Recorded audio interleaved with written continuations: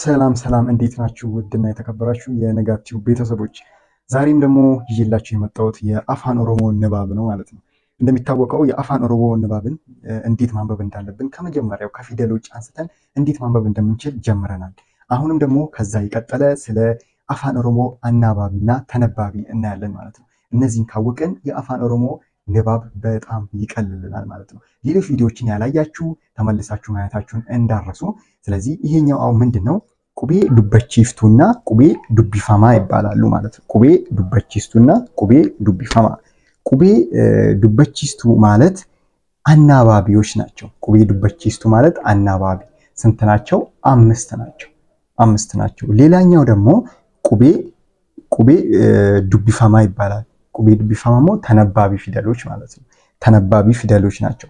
እነዚህ ቁቤ ዱበቺፍቱ የሚባሉት ያው በእንግሊዘኛው ቫውሎች ናቸው።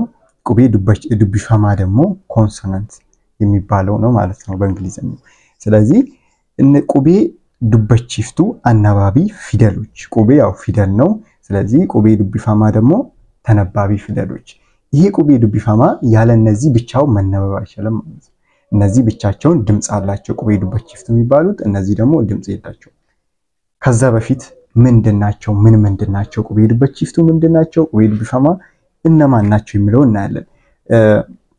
በነገራችን ላይ ቁቤ ዱበቺፍቱ የሚባሉት ስንት ናቸው? 5 ናቸው። ቁቤ ዱቢፋማ ደግሞ 21 ነው። ስለዚህ ከምን አንስተን እናያለን ማለት ነው? ከአ መጀመሪያ ላይ ያለው ቁቤ ዱበቺፍቱ ወይንም ደግሞ አናባቢ የሚባለው አ ነው። ያው ጽሁፌንም እያያችሁት። ከዛ በኋላ ደግሞ ኤ፣ ከዛ ኢ፣ ከዛን ኦ፣ ከዛን ኡ። እንትን እንዲመችኝ በአማርኛ እንድጽፍላችሁ ወይ አጥፍቼ እንደገና እንትን ልበልላችሁ ሰፋ አድርጌ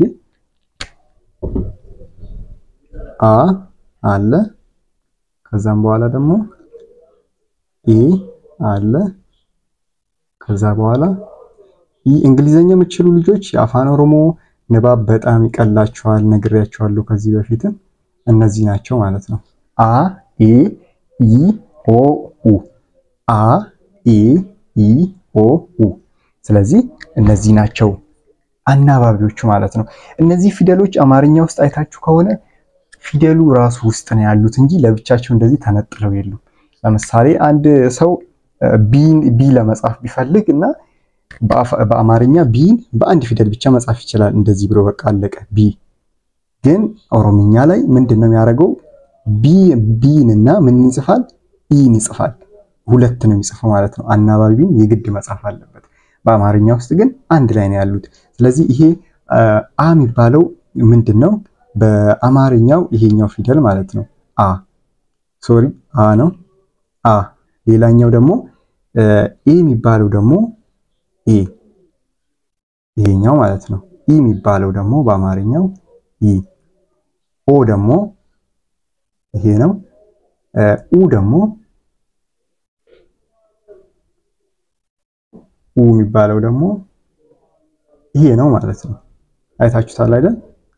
ያው አንድ ላይ ያው ጠበብ ብሏል፣ ይታያችኋል ብዬ አስባለሁ። ግን ስለዚህ ምንድነው ይሄኛው ስታነቡ አ፣ ይሄኛው ስታነቡ ኤ፣ ይሄኛው ስታነቡ ኢ፣ ይሄኛው ኦ፣ ይሄኛው ኡ ይሆናል ማለት ነው።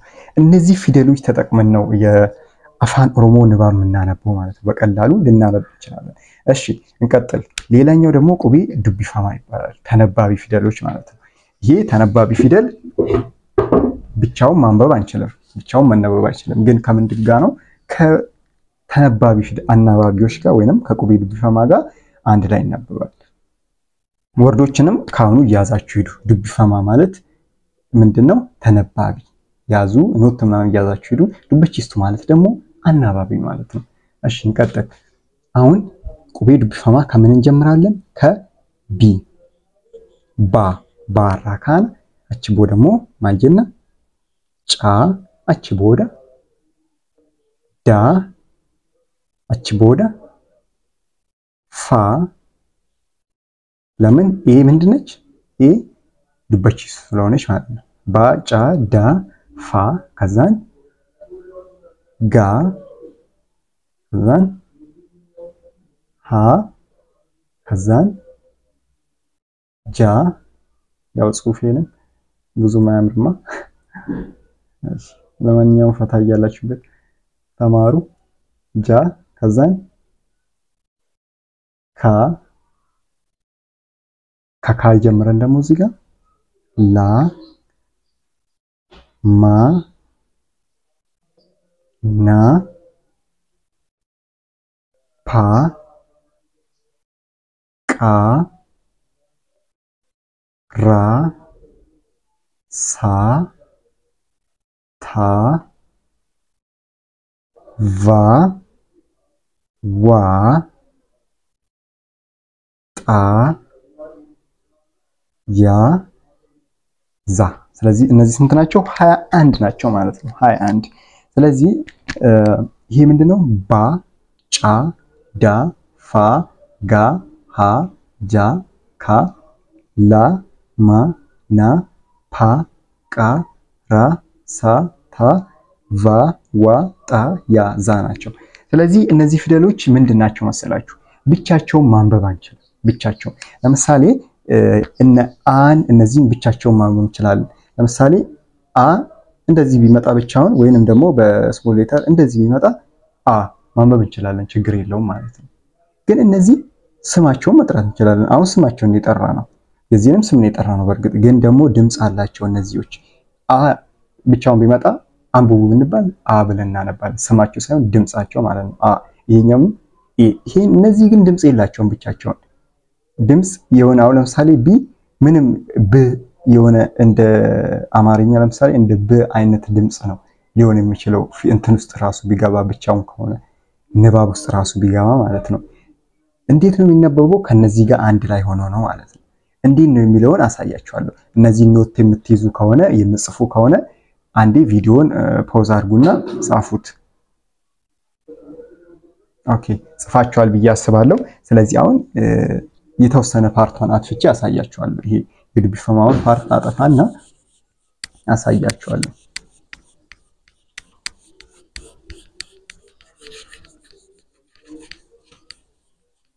ኦኬ